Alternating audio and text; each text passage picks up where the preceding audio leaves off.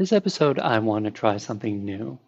We see statistics that show how many people listen to this podcast, but it doesn't show us who our listeners are. I'm curious about who listens to this podcast, and I think some of you might be interested in what kind of community of listeners you're a part of. If you'd like to share a little bit about where you are on your journey, how you found this podcast, and what you are looking for, you can click a link in the show notes and I'll read your submission on the podcast. No need to share any identifying information, and the information you do share will not be used for any other purpose. Thanks.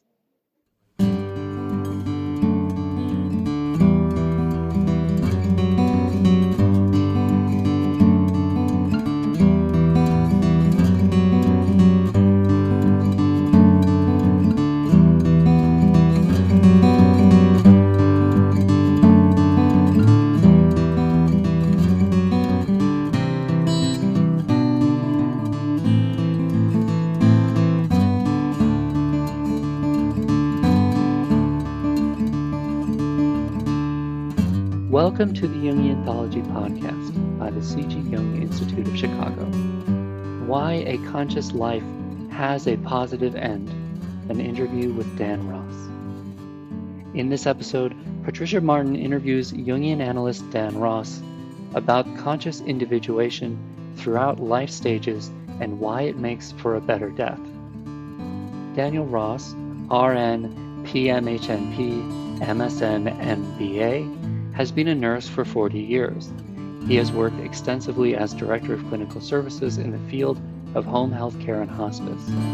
As a psychiatric mental health nurse practitioner, he brings both a medical and psychiatric experience to his work. He currently works part-time in the field of palliative care and hospice as a nurse practitioner, visiting patients in their home or nursing facility, helping them in their transition to hospice. He is also a Jungian analyst in private practice in downtown Chicago. Patricia Martins is a noted cultural analyst, author, and consultant, and a producer on this podcast. For a more complete bio, just check the show notes. You can support this podcast by making a donation to the C.G. Jung Institute of Chicago, purchasing something in our online store, coming to any of our online programs, our training programs, or just submitting a review on iTunes. Reviews help people find this podcast and help us find new listeners. Thanks. And now here's the interview. Welcome to Jungian Anthology. This is Patricia Martins. I'm a researcher, author, and professional affiliate of the C.G. Jung Institute Chicago. Today, I'm going to be talking with Dan Ross. Dan is a Jungian analyst who co-teaches a 6-month course that is an immersion into Carl Jung's biography, Memories, Dreams, and Reflections at the C.G. Jung Institute Chicago. Dan has been a nurse working in hospice for over 30 years. As a psychiatric mental health practitioner, he brings both a medical and psychiatric experience to the field of end-of-life care. Dan also maintains a private practice in the Chicago area. Dan, welcome. Thank you, Patricia. So, as I was looking over the many topics that you cover in your course about Jung's life and his ideas, there were so many important themes that jumped out. But I think the one that really stood out to me for today's conversation was Jung's journey into the realm of the unconscious. And I know that there was, when he was a young pioneer, sort of a mentee of Sigmund Freud's, they had a famous disagreement about the idea of the unconscious. Can you explain why that was such a deal breaker for the two of them and why it kind of forced a schism? Yeah, I think to try to put it simply, and it's much more complicated than this, but Freud saw the unconscious as a consequence of the ego that was unacceptable or impossible for the ego to grasp or hold on to or tolerate gets cast into the unconscious, usually around sexual wishes that there are that cause a conflict within the individual, an immense conflict. And Jung, although he celebrated Freud's discoveries of the unconscious, from very early on, Jung saw, and it took him a while to be able to grasp or articulate this, but that the ego actually comes from the unconscious, and the unconscious was there long before the ego, and the unconscious as collective is kind of a history of mankind and all that mankind has experienced, and that was simply very difficult for Freud to accept. And impossible, Freud's notorious rigidity around his theories and his practice of psychoanalysis. And Jung was very open and to what he was experiencing empirically, what he was experiencing in his practice, very open to all kinds of things, including occultism, which he had a relationship to from early childhood. And Freud was absolutely against occultism and told Jung that. At one point, he told Jung that we have to, whatever you do, hold on to the sexual theory, so that we can, because it's a bulwark. And Jung asked him, a bulwark against what? And Freud said, a bulwark against the black tide of occultism, or something like that. I'm not sure I'm quoting that exactly, but and Jung knew right then and there that he ultimately would not be able to stay with Freud's more rigid approach to the unconscious. And that manifested in the Psychology of the Unconscious when it was published in 1913. And that was too much for Freud. It was over at that point. I see. So why is the unconscious so critical to understanding ourselves? Well, that's a good question, because it is so much of ourselves.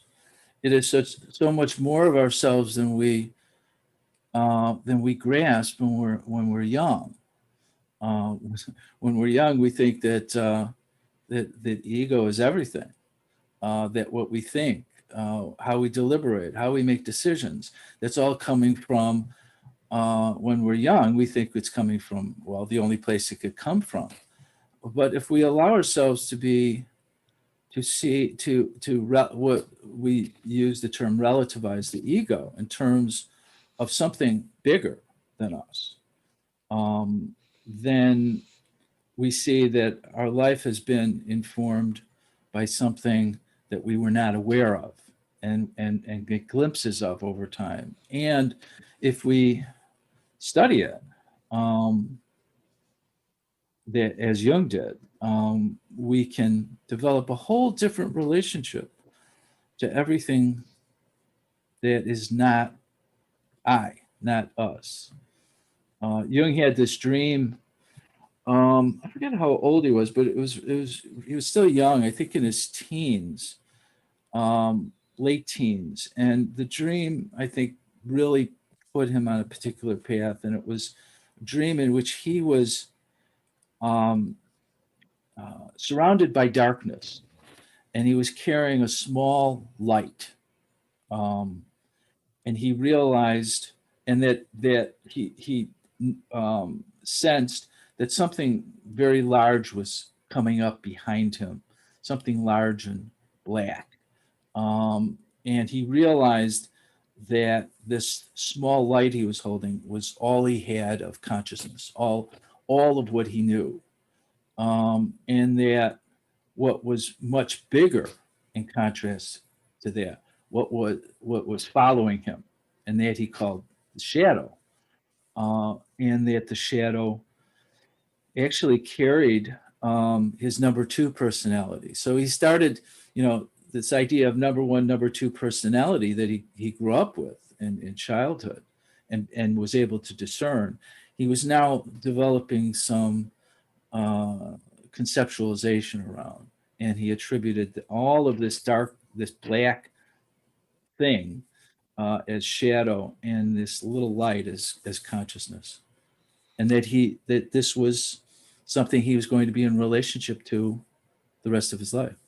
So this is a beautiful image that Mm. that you can derive from this dream, is that this little light is surrounded by a much larger mass. Yes. And that yes. much larger mass really kind of, that's the container for all that is unconscious to Everything. us, right? Yeah. Yes. Yeah. So the dream thing is important in so many ways, I think, right? This is another big realm for Jungian analysis, is dream work. Mhm. And because I'm a writer, I keep a daily journal.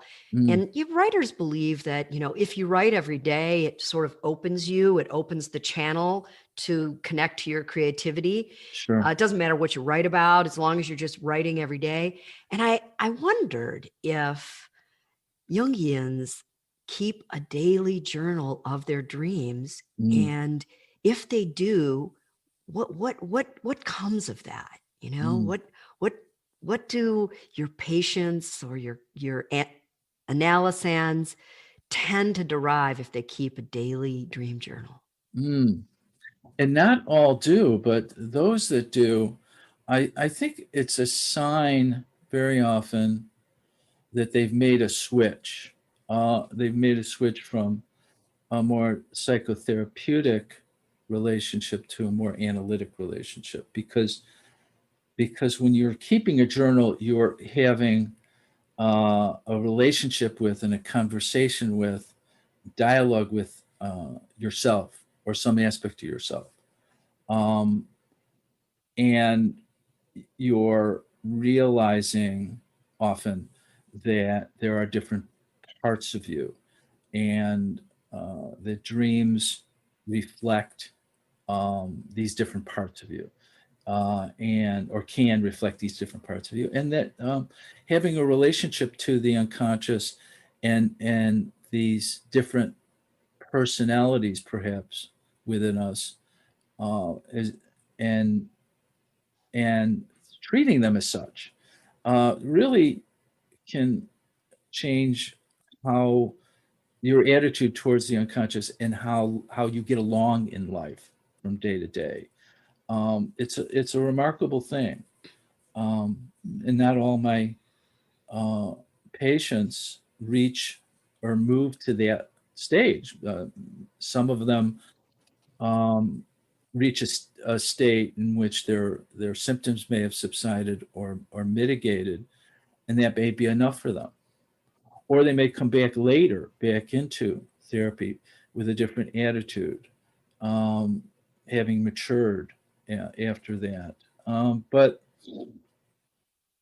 But there is something about journaling that I notice with some of my patients, that they've reached a stage, a different stage. Yes. So you could say that it's sort of a marker of their individuation, which is another Mhm. big idea Mhm. of Carl Jung's, is Yes. this idea of how we grow into being a more whole and integrated person.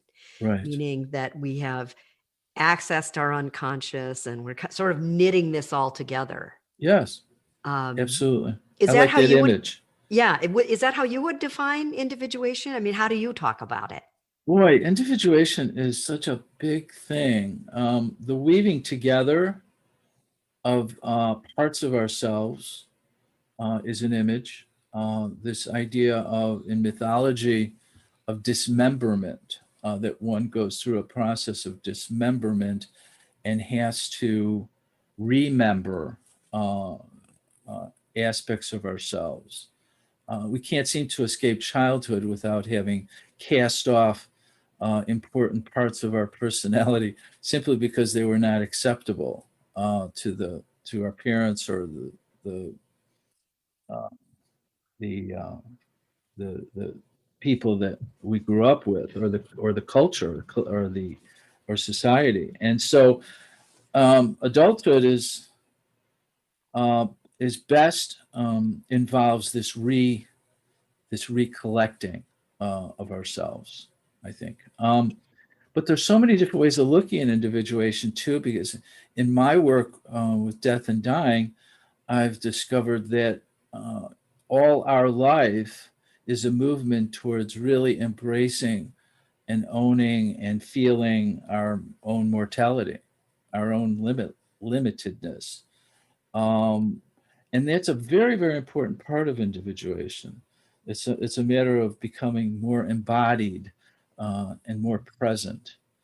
Um, and I noticed working with people at the end of life, a difference between those that had done that work, or had moved through life in a more embodied way.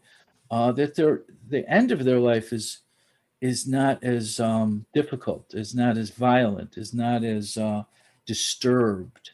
I noticed over the years working in hospice that there's a contrast between how people end their lives, and that I think has a great deal to do with how they've lived their lives.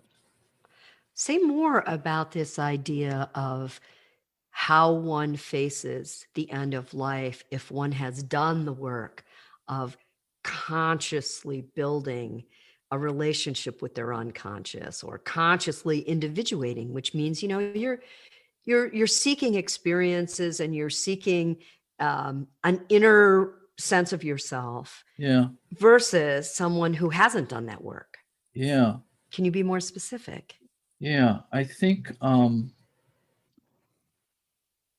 I I I can tell if I meet somebody that's lived a very egocentric life and very driven life, and tyrannical in a sense, meaning that they've been led by some inner tyrant that has pushed them and pushed them and pushed them. That often the end of life becomes very difficult because they haven't reconciled anything of their past, because they were always looking towards the future. Part of individuation is reconciling your past, or coming to terms with your past, your regrets, the paths you didn't take in life, and mourning the missed opportunities in your life. Mourning becomes very important late in life, and if you've avoided that, that mourning comes back with a vengeance, it seems, and that manifests often with very, very severe symptoms in some people. And I'm talking about a fraction of people that I've worked with, not a large number. For the most part, I find that people are approach their end of their life quite prepared. That's interesting. I Yeah, wondered about that because, when you were talking about the interest that Jung cultivated his entire career in occultism and yeah, other ways, astrology and the tarot and other ways to kind of trigger material that yeah, might arise from his unconscious. He also became a darling. His theories became a darling of the New Age. And I think the yeah, New Age was actually a phrase he coined. yes, And so I wonder, as boomers immerse themselves in the New Age yes, and really sort of embraced it, and true Jungians believe that this was a sort of misuse yeah, of Jungian theory. But be that as it may, there was an entire generation that is now coming of age and facing the end of life. yeah. And I wonder how that New Age mysticism has prepared people or not prepared people to face the end of life. That's a good question. I think the end of life for me, the way I describe it now is opens up liminal space. And how one has dealt with liminal psychological space through their life, I think has informs how they do so at the end of life. I mean, once we're told there's nothing more that can be done, often patients referred to hospice or palliative care. There's this idea that the person is now cast into this, this space. This okay, the medical model is no longer able to keep me alive. There's nothing more they can do, and I'm on my own. There's a sense of now I'm on my own. Now, for some, it's a terrifying experience. I often meet with people when first referred to palliative care, very, very anxious about this new position that they're in their life, and a lot of it has to do with developing a relationship of trust, and then understanding what's emerging at this time. And I've just experienced all kinds of amazing things that once the heroic attitude, what I call the heroic attitude, which is the attitude of I'm going to do everything, to stay alive. Once that shifts, then it opens up consciousness to finishing, what I call finishing one's life. And that may include rituals of some kind, that may include giving things away, that might include forming your memorial service. It may include having last conversations with people. It opens up people to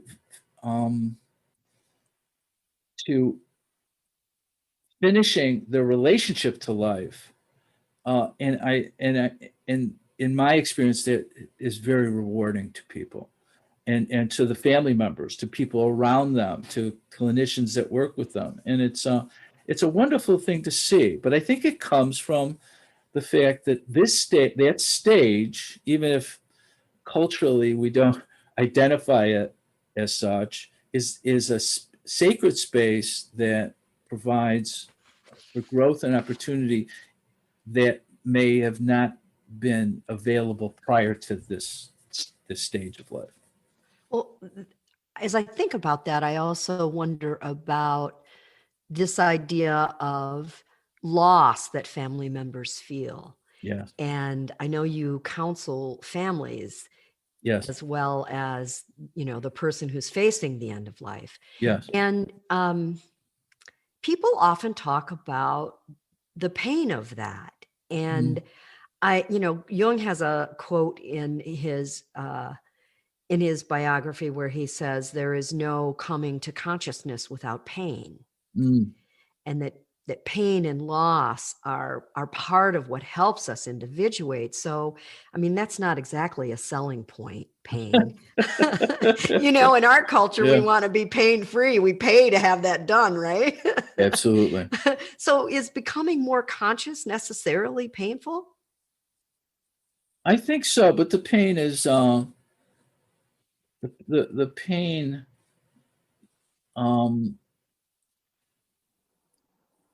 the pain just seems to go along with movement, psychological movement, because we're moving out of old structures that we depended on and are familiar with into new structures that we're not familiar with. And that's scary and painful because we have to give up parts of ourselves. I think describing the pain is hard. In my experience with working with people, there's the resistance to the movement, I think, is a measure of fear that once they confront it, or once they experience it, or once they mourn the loss of that which they are losing, it was not as bad as they anticipated. In other words, they survive it, and in my experience, most people do and can. But they need, I guess, they need the hope that they can, and they need to eventually own that hope. Whereas the clinician generally holds it for a time being until the patient can hold it. Oh, so this idea of hope, I mean, I also wonder if because Jung sort of rejected formal religion, and that was a big deal in his life because of his family and their ties to formal religion. But he embraced an option. He embraced a sense of the soul as being a part of the psyche, of being accessible through ritual and access to the unconscious. I wonder if you could talk about Jung and how he is hopeful. Like, where do you find moments of true hope in what Carl Jung writes about and thought about? It's a good question. First of all, I would clarify. I think Jung was very religious, and I think religion became extremely important to him because, as you said, because of his background. But it became important to him to not simply believe. There's a BBC interview that the interviewer asked him if he believed in God, and he really stopped and paused and said, quite honestly, that he struggled with that word belief. And then he said, I know. And I think Jung struggled with his father, who struggled with his belief, was in conflict because of the belief and the teachings of the Methodist Church and the dogma that he was caught up in. Jung experienced his father's struggle with that, and part of his work was to arrive at a place where he knew that the unconscious had, first of all, we have a religious function. The psyche has a religious function, so it's drawn towards religion and spirituality. I think that became one of the components of individuation too, that it was a relationship to spirituality, included a relationship to spirituality, and that that his whole, if you look at his whole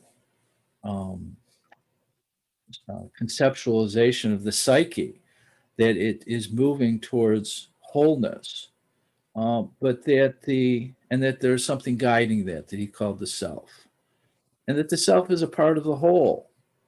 The unus mundus, as he borrowed the Latin term from alchemy, is that we came from a whole, and we live this life, and then we go back to the whole, but we're always part of that whole. So I think Jung experienced the world and life as very, very hopeful. I think he's very hopeful. Now, he's had critics around that his theories ignored or didn't quite address the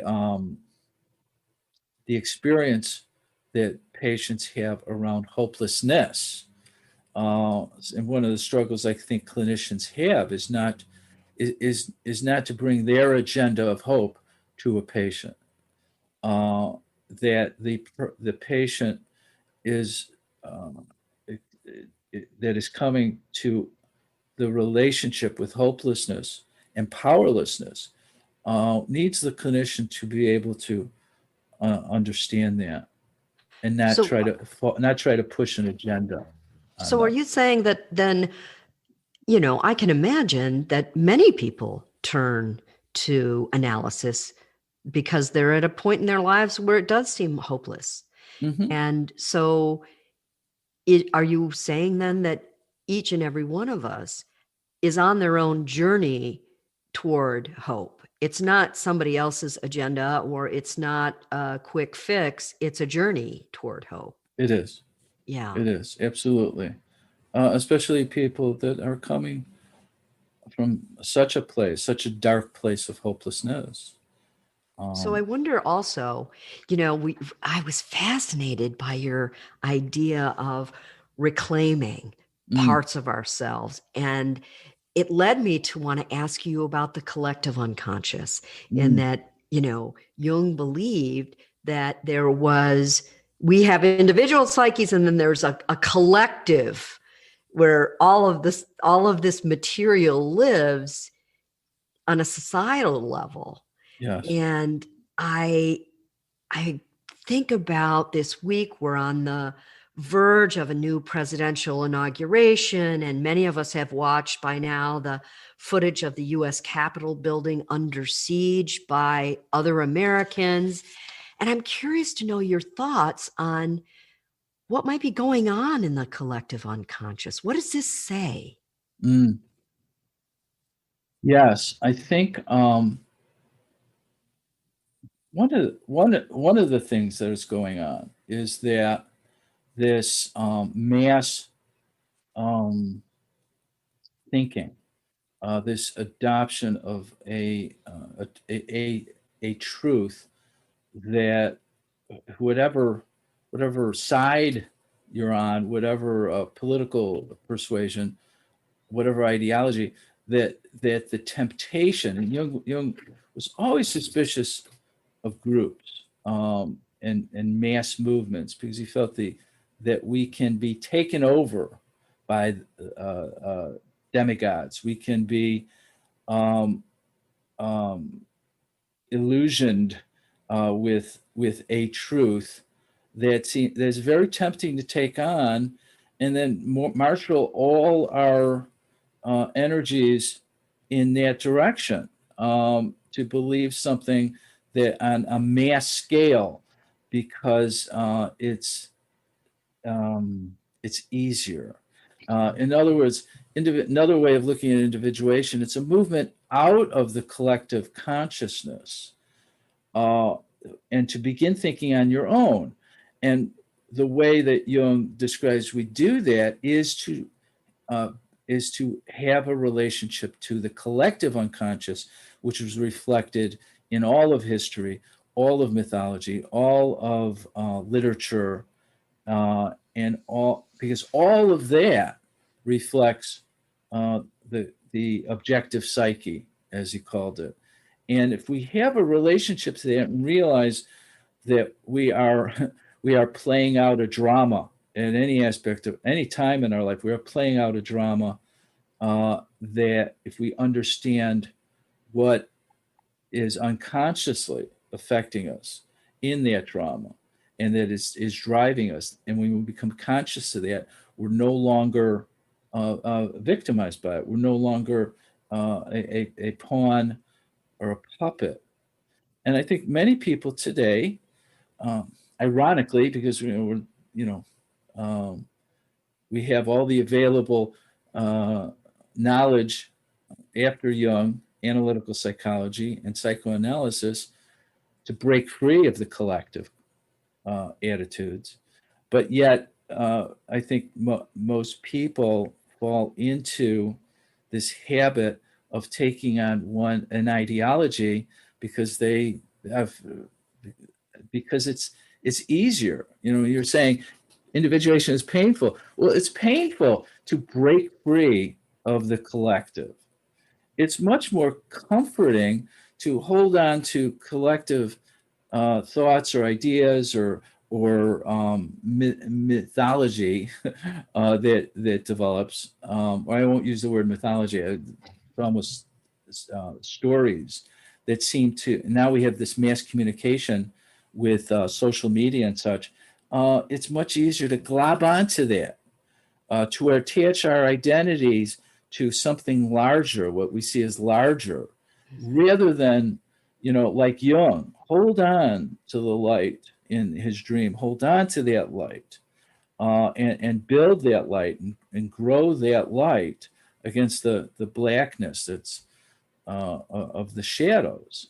I think that's what I'm finding. And the greatest work that we can do in this particular time is the work of individuation, studying and analysis and therapy and trying to understand what is going on inside of us, trying to understand our nature. And our nature includes more than just what's immediately in front of us. Our nature includes this archaic connection to our humanity that goes all the way back to the birth of man. So you talked about wanting people to understand now in this age of social media and groupthink, kind of wanting institutions to stand for some of the work that we have to just do as individuals. Institutions can't do that work for us. Yes. And so it makes me wonder, as you were developing this course, which is a sweeping look at, Jung's life and his theories, what was your driving motivation to do this? It's a good question. I think I've always taught, and because I like a relationship to groups, and over many years I've gotten past the terror of going in front of people and talking, but I've also realized the opportunities in that is to learn a great deal, because it's a forum that's designed to provide a containment for people so that they can think and feel what they want. So it's a safe place, but also it's an intimate place where people can really talk about what they're thinking, what their fears are. And for our course, it's an attraction to Jung, and that the course is really designed as a mentorship to provide a safe place for people to continue their development of an understanding of Jung and his works, and to provide a structure for that. And I think ultimately, since we tied it to Memories, Dreams, and Reflections, his semi-autobiographical work, we're tying it to his life. So it's not just his concepts that we're explaining. It's in his own words, because many of his own essays, his works is being used for reading, but also tied it to his life and what was going on in his life at the various stages, because we designed the course as into stages of early, middle, and late years. And so we wanted to show this is what was going on with Jung at this time, because we certainly have very intimate details of his life that he provided us. Memories, Dreams, Reflections is very intimate, and he didn't even want it published in his lifetime. It was so intimate, such an intimate reflection of his life. Well, I can't help but ask, as you lay out the three sections, beginning, middle, and end of his life, and because you've got this rare insight as a trained Jungian into end of life and how people face the end of life, how does that inform the way you look at the end of Jung's life? What was going on for him, and what lessons could we draw from that? Wow. Yeah. What strikes me about what I know of the end of Jung's life was, and this is something that I experienced working with dying patients. There's just certain experiences that was not explainable in medicine and medical curricula or hospice curricula. The example is that somebody could be in a kind of sedative state for long periods of time. As our body starts to shut down, we go through long periods of sleeping, for example, and sometimes that could go on for days, and then the body starts to dry up, meaning they take in less and less water, less and less food, and this body's going through this state where they're more someplace else than they are here, wherever they're at, right? Mhm. And then all of a sudden, and this is ubiquitous, it's not all the time, but it's so often that hospice staff talk about it, that a person will suddenly wake up. They'll be very lucid. They'll give instructions. They'll do certain things.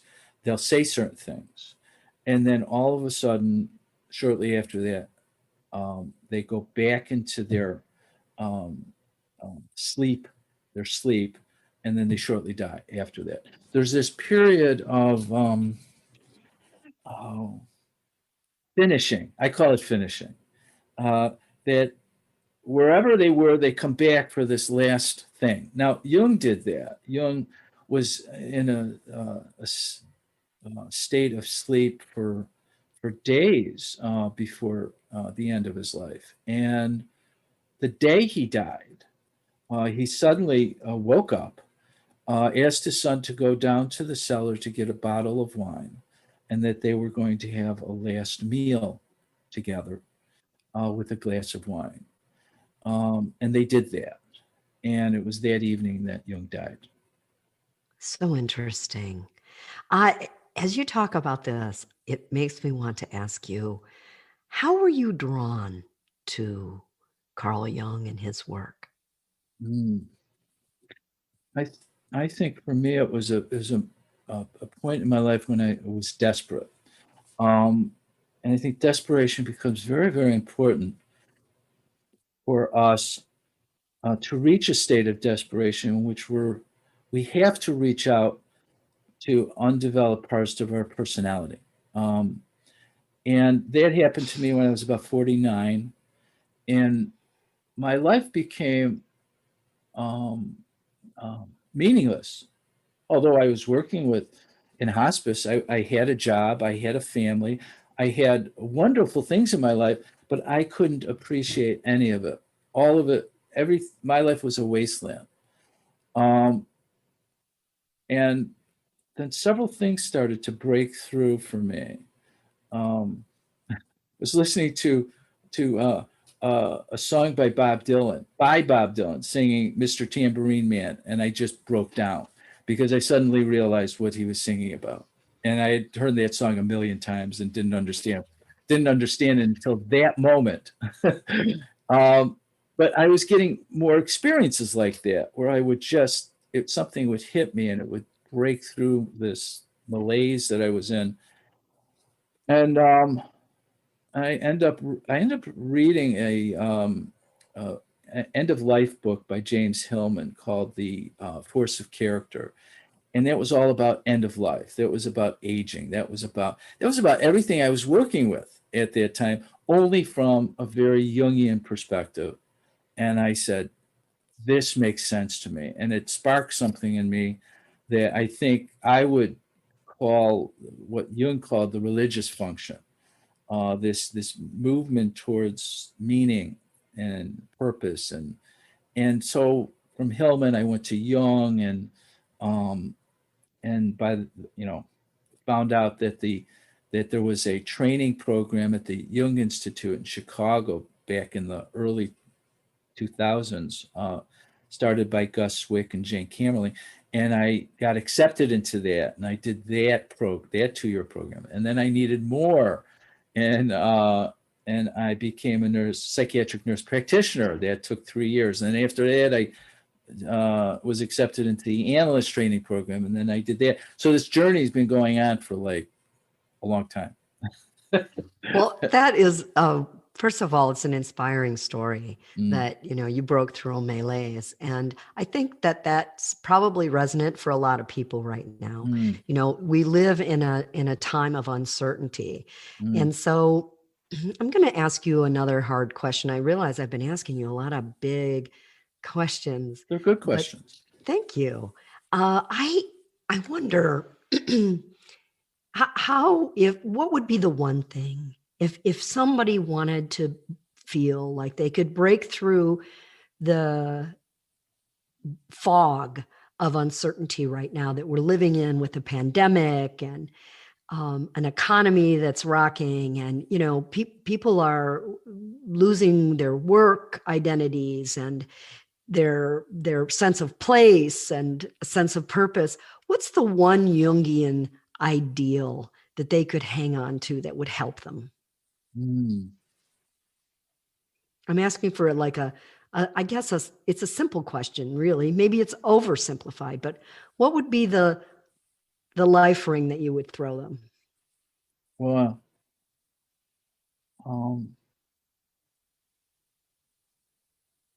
I think, the most important thing, which you can't really tell somebody in that state, so you have to be with them in the state that they're in. That is really the pathway to the darkest places within us. And for a therapist to be of any help to a patient. But if I think conceptually, to answer the question, I think we have to move from our experience of life as victims, being victimized by life, which is very tempting for all of us, right? Particularly at this time when things are taken away from us and we're isolated, and it's very tempting to feel victimized. To move to a place in one's life of authorship, that we're really and can be an author of our life, which sounds very inflated, very paradoxical, that somebody would experience, would be the author of this misery, right? But that there was no guarantees that we would come into the world and have everything given to us. And that the darker and austere aspects of life can be just as valuable as the rest of it, and is necessary. And again, telling somebody that when they're in the midst of it is not helpful, but help sitting with them while they're in it. It can probably be the most helpful thing that we could do. Thank you, Dan. That's a great place to end today. And this has been just marvelous to talk with you. Thank you. This has been a wonderful opportunity, and I appreciate you doing this. Oh, my pleasure, believe me.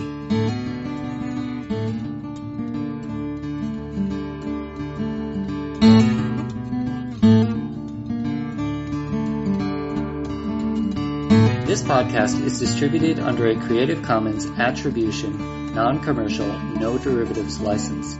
Share it all you like as long as you maintain the attribution to the speaker, but please do not change it or sell it. If you like this episode, tell your friends about us or leave us a review on iTunes. For more information about classes, training programs, videos, audio, this podcast, or to find a Jungian analyst near you, visit our website, www.jungchicago.org. Thank you to the 2020 donors who gave at the supporting member level and above: Barbara Anand, Usha and Ashok Beatty, Jackie K. Bryan, Eric Cooper, Judith Cooper, Kevin Davis, George J. Didier, James Fidelibus, John Korolewski, Marty Manning, Diane Sherwood, Deborah P. Stutzman, Deborah Tobin, Alexander Wayne and Lynn Kopp, Gerald Weiner, Karen West, and James Taylor, and Ellen Young. And thank you to everybody else who gave at that level but wishes to remain anonymous.